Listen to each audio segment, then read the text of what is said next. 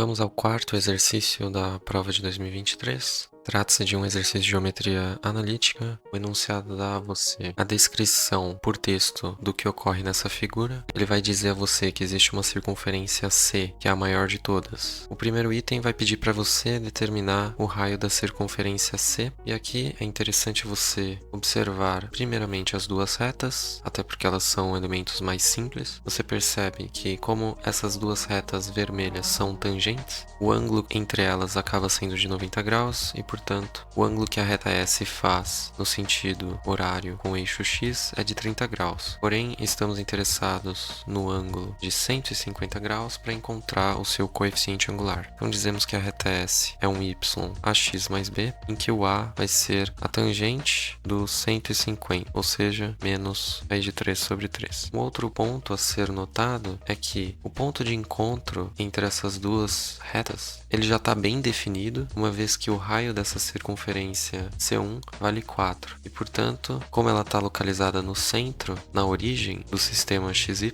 a abscissa do ponto vai ser 4 cosseno de 60 e a ordenada vai ser 4 seno de 60, ou seja, 2 raiz de 3. Aí você pode dizer que o ponto 2 raiz de 3 pertence a S e, portanto, basta substituir o y por 2 raiz de 3 e o x por 2. E daí você vai acabar descobrindo o valor de b, que é o coeficiente linear. Nesse caso, você vai ter 8 raiz de 3 sobre 3, que é a mesma coisa que 8 sobre raiz de 3. Agora, ponto B está localizado como o próprio enunciado em x0, 0, pertence também à reta S, né? Então, você pode dizer que o ponto x0, 0 pertence à reta S, então eu vou substituir o y por 0, o A vai multiplicar o x0 e o B nós acabamos de encontrar, ele vale 8 sobre raiz de 3, e resolvendo isso aqui você vai encontrar que o x0 é igual a 8. E respondendo à pergunta do exercício, quanto que vale o raio, né? Olha, esse segmento à esquerda acaba valendo 4, nós acabamos de descobrir que o segmento que liga a origem até o ponto P vale 8. Então, o diâmetro dessa circunferência C acaba sendo 12 e, portanto, o seu raio vai ser igual a 6 unidades de medida. Então, essa seria a resposta do item A. Bom, dado que o raio da circunferência C vale 6 unidades de medida, nós vamos determinar a razão entre os raios das circunferências consecutivas. Como você tem infinitas circunferências, você é levado a pensar em uma progressão geométrica, justamente porque você vai ter a soma infinita dos termos de uma PG. Nesse caso, é interessante você avaliar a série dos iésimos diâmetros. Então, o primeiro diâmetro vai ser o da circunferência C1, nesse caso ele está dado e vale 8. E aí eu vou dizer que a razão dessa PG vale Q, e portanto o diâmetro da circunferência C2 vai ser igual a 8 vezes Q. E assim sucessivamente, né? A soma infinita desses diâmetros vai acabar sendo o diâmetro da circunferência C, ou seja, 12. E você pode escrever essa soma infinita como A1 dividido por 1 menos Q.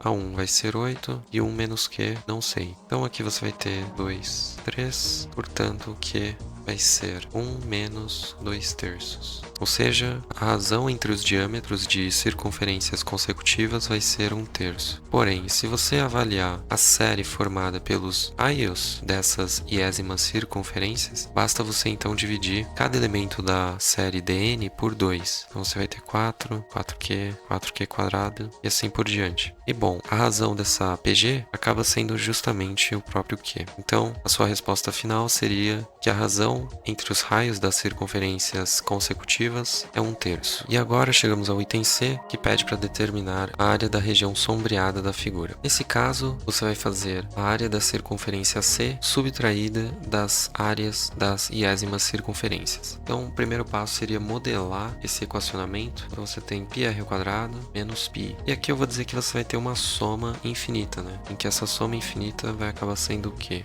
Bom, temos o índice 1 até o índice n dos RIs ao quadrado, uma vez que você vai ter que fazer πr ao quadrado para cada uma das iésimas circunferências. Tá, mas vamos avaliar o que se passa na série de Rn ao quadrado. Bom, basta você elevar os termos da série Rn, que nós calculamos aqui em cima, ao quadrado e avaliar a natureza dessa nova série. Então perceba que você obteve mais uma PG, cuja razão nesse caso é um Q' que vale Q ao quadrado, ou seja, 1 sobre 9. Consequentemente, você já consegue calcular o S infinito, ele vai ser 16, 1 menos 1 sobre 9, ou seja, você vai ter 18. 1 menos 1 sobre 9 vai dar 8 sobre 9, então você teria 16 sobre 8 sobre 9. Aí você cancela o 8 com o 16 ficando com 2, e o 9 multiplica o 2 ficando 18 unidades de área. Bom, eu consigo colocar o número π em evidência. O raio da circunferência CR vale 6, portanto 6 ao quadrado 36, menos o S infinito vai dar 18. Isso, portanto, vai ser 18 π unidades de área. Novamente, como o enunciado não especificou as medidas desses comprimentos, nós